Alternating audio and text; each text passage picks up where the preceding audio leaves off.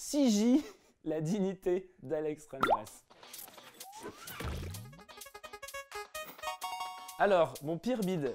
En fait, il y a quelques années, donc vraiment, je débutais, je sais même pas si j'avais mon premier spectacle. Un tout petit village me contacte et le dimanche, je jouais 10 minutes de sketch sur la place du village. Tu me dis place du village, j'imagine un truc un peu bucolique, tu vois, des petites fontaines. Sauf que c'est un parking légèrement en pente, avec 4 tréteaux au milieu du parking. Pas de coulisses, pas de chaises, pas de tapis, rien vraiment. Et du coup, je demande à l'organisatrice du festival, il va y avoir du monde.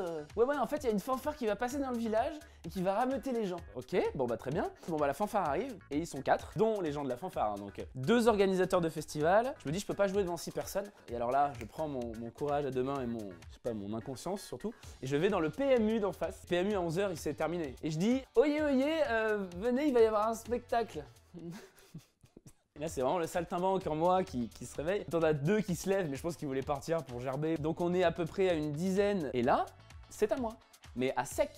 Et Show Must Go On, enfin Show Must Begin, parce qu'il n'y avait rien avant. Du coup, je commence. J'avais un micro, tu sais, les micros avec la grosse bonnette là. Et mon sketch, donc mon sketch. J'apprends à danser par téléphone et donc il y avait une bande son. C'était pas con dans l'idée, c'était pas con, une bande son où avec des blancs prévus pour que moi je puisse parler en direct. Du style hey, salut, comment t'appelles-tu? Je m'appelle Alex. Hey, salut Alex. Nanana, ça enchaînait. Sauf que comme c'était une vieille sono, le gros caisson où t'as dessus, tu peux gérer le volume à ce moment-là. En fait, la vieille sono enlève les moments de blanc. Donc ça fait hey, salut, comment t'appelles-tu? Super Alex, tout de suite, on va faire. Donc du coup, je suis là à gesticuler, à me dire bon bah je peux pas m'arrêter, faut les tenir, faut au moins qu'il y ait des gens. Voilà, au moins une personne, au moins.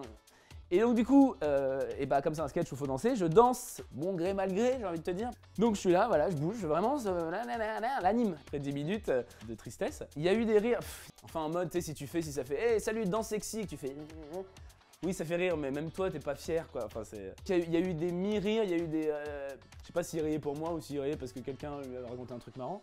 Et ouais, des applaudissements. En fait, c'était pas plus le beat de il est nul ce gars, c'était vraiment la tristesse de la réalité du métier à ce moment-là. Je suis destiné à arpenter les places de village et à danser sans pouvoir parler.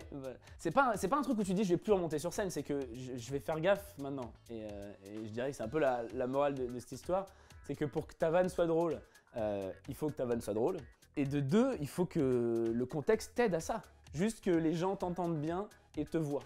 Et donc quand tu finis, t'en as qui disent ah ouais, belle énergie, enfin vraiment waouh, il y avait que de l'énergie. Et j'étais avec mon producteur de l'époque, il savait pas qui m'avait emmené là, tu vois. Et comme il voulait pas que je me décompose, c'était ouais bah nickel, écoute, trop bien, mais je vais pas faire tous les villages comme ça. Je sais pas si ce village s'en rappelle et je sais pas si ce village continue à faire ce genre de festival. Si ça se trouve, il y a une fontaine enfin avec moi comme ça qui bouge et une vieille sono et mon gros micro. 6J, la dignité d'Alex Ramirez.